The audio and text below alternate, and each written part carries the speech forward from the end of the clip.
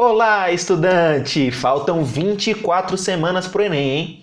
Ainda dá tempo de se preparar e, como prometido, assim como na semana passada, hoje eu trouxe mais um vídeo de explicação e resolução de questão do Enem. Semana passada eu resolvi questões sobre etanol, produção de etanol. Se você ainda não assistiu, vai lá assistir. E hoje eu trouxe um assunto ainda mais recorrente, que é o assunto de separação de mistura. Especificamente eu vou explicar hoje, a partir de questões do Enem, como é que funciona e qual é a diferença do processo de absorção para o processo de filtração. Não esquece de curtir o vídeo, deixar o seu like, se inscrever no canal, compartilhar com os amigos. E não vou mais enrolar não, meu nome é Paulo Lago e esse é o canal Ciência do Que? Chama a vinheta! Vamos lá. Questão 51 do caderno azul, tá? Eu normalmente trago as questões do caderno azul aqui, do Enem de 2014. Para impedir a contaminação microbiana do suprimento de água, deve-se eliminar as emissões de efluentes e, quando necessário, tratá-lo com desinfetante. O ácido hipocloroso, produzido pela reação entre cloro e água, é um dos compostos mais empregados como desinfetante. Contudo, ele não atua somente como oxidante, mas também como um ativo agente de cloração.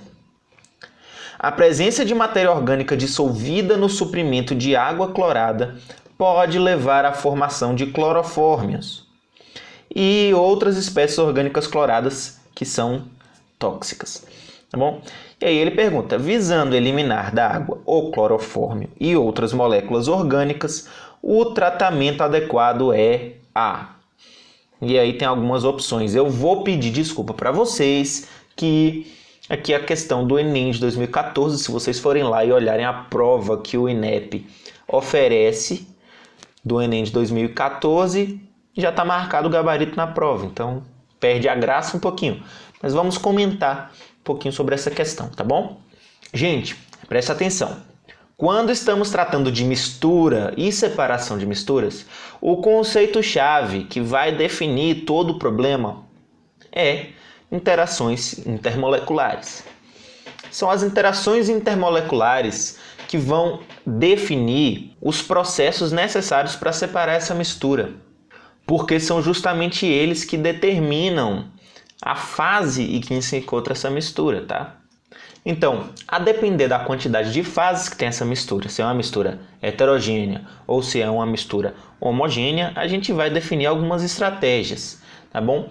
No caso de misturas homogêneas, a gente sempre vai precisar separar essa fase. A gente vai ter que transformar uma mistura que tem uma fase só em uma que tem duas fases. Vamos ter que separar uma fase homogênea em duas fases heterogêneas. E a partir daí a gente aplica alguma outra estratégia mecânica para separar essas duas fases.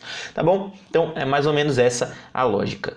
Do que está se tratando essa questão aqui específica? Ela está falando basicamente, olha só, que a gente precisa remover, tá, da água, ou seja, separar, né, uma matéria orgânica dissolvida, tá, no suprimento da água. Bom, e aqui a gente já sabe a resposta, mas vamos analisar as outras opções, tá? Se a gente olhar aqui para floculação, certo? O que é a floculação, gente? A floculação, ela consiste na desestabilização de colóides. Tá? Então, quando falo em floculação, queremos separar colóides. Colóides são misturas heterogêneas, tá? Que se encontram estabilizadas por conta das interações intermoleculares. Por isso, não separam de fase de forma natural, digamos assim, né? Mas elas estão em fases separadas, diferente de uma mistura onde algo encontra-se dissolvido na água ou em um outro solvente, que aí se trata de uma mistura homogênea, tá bom? Anota aí que eu vou apagar. Vou deixar só marcadinho aqui para você lembrar. Colóide. Correção de pH pela adição de carbonato de sódio. Bom, corrigir pH não separa absolutamente nada, tá? Isso não faz sentido. Então, nem é um método de separação isso daqui. Espera aí, vou cortar aqui. Lembrando que tem um vídeo que eu explico detalhadamente várias etapas do processo de tratamento de água das ETAs e ETS. Ainda de quebra, dou uma explicação para vocês sobre os contaminantes emergentes. Vou deixar o card aqui em cima e vou deixar lá embaixo também na descrição o link para vocês assistirem depois. Eu recomendo. Bom? Coagulação pela adição de sulfato de alumínio. Então, a coagulação, ela na verdade é uma etapa complementar à floculação. Na verdade é o oposto, né? A floculação é uma etapa complementar à coagulação. Viu? Primeiro forma coágulos, depois formam flóculos. Mas elas são duas subetapas de um mesmo processo, que é essa desestabilização dos colóides. Então eu vou puxar uma setinha aqui. Enfim, fluoretação. Não, a fluoretação ela existe no tratamento de água para combater cáries. É para isso mesmo, não tem um outro motivo. É para a gente consumir uma água que já tenha um teor de flúor que evite doenças bucais. A gente sabe que nem todo mundo tem acesso à saúde bucal de qualidade, infelizmente. Então não. E sobra para a gente aqui filtração com o uso de carvão ativo. Todas essas etapas, tá, de tratamento de água que estão aqui são explicadas no vídeo sobre contaminantes emergentes. E eu explico bem direitinho todas elas. Recomendo que vocês assistam. Mas eu queria falar um pouquinho, especialmente nesse vídeo, sobre isso daqui, né? Filtração com uso de carvão ativo. Veja bem, gente. Filtração é um processo mecânico de separação de sólido e líquido. Filtração é o que você faz para separar o pó de café do café que você bebe. Então, a filtração por si consiste no percolamento de um líquido, de um fluido, na verdade, porque pode ser o ar também. Então, o percolamento de um fluido por uma superfície porosa. E essa superfície porosa vai permitir que o líquido passe para o outro lado e as partículas sólidas menores fiquem retidas no lado anterior. Vou colocar no vídeo aqui um esqueminha para vocês visualizarem melhor. Mas como é que uma filtração pode então separar uma mistura homogênea? É porque existe uma confusão grande entre os conceitos de filtração e de adsorção. Talvez essa confusão aconteça porque são coisas que podem acontecer ao mesmo tempo. Quer dizer, se você tem um filtro de carvão ativado, nesse filtro vai acontecer tanto a filtração, ou seja, a retenção mecânica de partículas sólidas maiores, quanto a adsorção, que se trata de um processo físico-químico e não mecânico. Os meus alunos eles sempre têm muita dúvida para diferenciar filtração e adsorção, porque acontece de fato essa confusão, né? O próprio Enem confunde e se contradiz um pouco quando diferencia filtração e adsorção, como é o caso dessa questão. Alguns livros didáticos e alguns materiais também costumam confundir esses dois conceitos, porque eles acontecem ao mesmo tempo numa mesma etapa nas estações de tratamento de água. E para ilustrar para vocês essa confusão, eu trouxe uma outra questão também do Enem 2 anos depois, o Enem de 2016, caderno azul também, questão 60, onde ele diz: o carvão ativado é um material que possui elevado teor de carbono, sendo muito utilizado para a remoção de compostos orgânicos voláteis do meio, como o benzeno. Para a remoção desses compostos, utiliza-se a adsorção. Esse fenômeno ocorre por meio de interações do tipo intermoleculares entre superfície do carvão e benzeno. No caso apresentado, entre o adsorvente e a substância adsorvida, ocorre a formação de... Então, mais uma vez, o carvão ativado sendo usado para a remoção de compostos orgânicos que estão numa mesma fase de um solvente. O carvão ativado pode ser utilizado para separar outras misturas, não é só matéria orgânica da água. mas ele é uma das formas mais eficientes de se remover matéria orgânica da água e do ar. Por esse motivo, o carvão ativado é sempre lembrado como um purificador de ambientes, né? Muita gente usa o carvão para colocá-lo na geladeira e esse carvão filtra o ar de dentro da geladeira, tirando o cheiro. Algumas máscaras de EPI que visam proteger o trabalhador, de repente, de um vapor ou de um gás tóxico, também são equipadas com carvão ativado. Então, ele é um poderoso adsorvente. Tá aqui o nome, tá bom? Então, adsorvente é um material usado para que aconteça o processo de adsorção.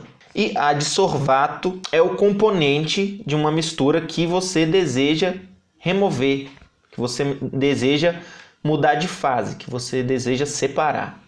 Tá bom, então como é que funciona esse tal desse carvão ativado? Eu trouxe para vocês aqui a estrutura molecular de um carvão ativado, é um exemplo. Todo carvão ativado é assim? Não. Existe a falsa ideia de que carvão ativado seja um material específico. Mas o carvão ativado, ele pode ser uma gama infinitamente grande de diferentes materiais com diferentes propriedades. Mas eles são produzidos a partir de processos semelhantes, mas a depender da matéria-prima e do objetivo que você quer utilizar esse carvão ativado, você pode produzir carvões com características bastante diferentes. Isso é porque ele normalmente é feito a partir da matéria orgânica, a partir de árvores, a partir de plantas, a partir de dejetos. E essa matéria orgânica é submetida a altas pressões e altas temperaturas. E essas altas pressões e temperaturas fazem com que a matéria orgânica, as cadeias carbônicas da matéria orgânica se desorganize, ou seja, se degrade termicamente, existe uma degradação térmica, e aí eles vão se reorganizar. Quando acontece essa reorganização, ele se reorganiza em uma espécie de grafite. Mas não é exatamente grafite, porque o carbono ele se reorganiza de forma bagunçada, de forma randômica, de forma aleatória. Às vezes pode acontecer de se juntar com alguns grupos oxigenados, às vezes com alguns grupos nitrogenados, sempre heteroátomos dentro dessa cadeia de grafite. Podem acontecer determinadas insaturações e essa bagunça, digamos assim, que é formada quando o carbono vai se reorganizar, causa descompensações energéticas nas superfícies desse carvão ativado. Então, o que acontece? Esses grupos oxigênio, esses grupos nitrogênio, esses grupos de heteroátomos, essas insaturações, que se formam numa substância que era para ser um grafite. Se vocês nunca viram uma lâmina de grafite, como é que é? Eu não lembrei de botar no slide, mas eu vou botar aqui na edição. Deve estar aparecendo aí para vocês agora. Também não sei se vocês sabem disso, mas o carvão mineral, o carvão normal, ele é feito basicamente de grafite. Ele é uma pedra de grafite. Então, essa é uma grande diferença do carvão ativado, é a presença desses grupos aqui, dessas insaturações, que vão causar descompensações energéticas que causarão o quê? Causarão um momento de polo na superfície da molécula. Esse momento de polo gera o que a gente chama de sítios ativos. Vou escrever aqui. E esses sítios ativos vão ser responsáveis pela atração das moléculas que estejam dissolvidas, onde esse carvão for misturado. Então, no caso da água, que você queira tirar uma matéria orgânica, vai ter lá esse carvão lá dentro e os sítios ativos vão atrair as moléculas que estão dissolvidas nesse solvente, tá bom? Então, se é um fenômeno que acontece na superfície pela presença desses sítios ativos, tá? Porque o que vai acontecer é que as moléculas vão ser atraídas e vão ficar presas, vão ficar retidas a essa superfície, para que seja compensado energeticamente essa bagunça que foi formada, que é o carvão ativado. É interessante que quanto maior superfície, quanto mais superfície a gente tenha, quanto mais área superficial, melhor, maior vai ser a possibilidade do fenômeno de adsorção. E aí, quando a gente vai ver a estrutura do carvão ativado, também graças a essa bagunça que ele é formado, essa condição caótica, ele se organiza de uma forma não muito cristalina, porém bem estruturado, mas formam poros. Então é uma estrutura extremamente porosa. E qual é a maior característica de uma estrutura muito porosa? É que ela tem área superficial muito elevada, tá? Então, carvão a gente tem aqui os macroporos, que são poros maiores, os mesoporos são poros medianos e os microporos são poros bem pequenininhos. Há microporos que têm tamanhos menores do que algumas moléculas grandes, como moléculas de corante. Então, alguns carvões ativados, apesar de excelentes para absorver moléculas pequenas, podem ser ruins para absorver moléculas grandes. Vai depender muito da sua estrutura, da quantidade dos microporos e mesoporos. Macroporos, em geral, não participam do processo de adsorção. Então, as moléculas vão começar a ser atraídas, tá, para dentro desse carvão, para dentro dos microporos. Então, é importante que um macroporo vá aos poucos se tornando microporo, né, e faça esse caminho, esse enveredamento para dentro do carvão ativado, tá? E isso aqui tudo é superfície, tá, gente? Tudo isso aqui é superfície. Então, quanto mais poros, maior a área superficial. Então, eu vou até escrever aqui. É só o carvão ativado que tem essa capacidade de adsorção? Não. Muitos outros materiais podem ser utilizados como adsorventes e são, tá?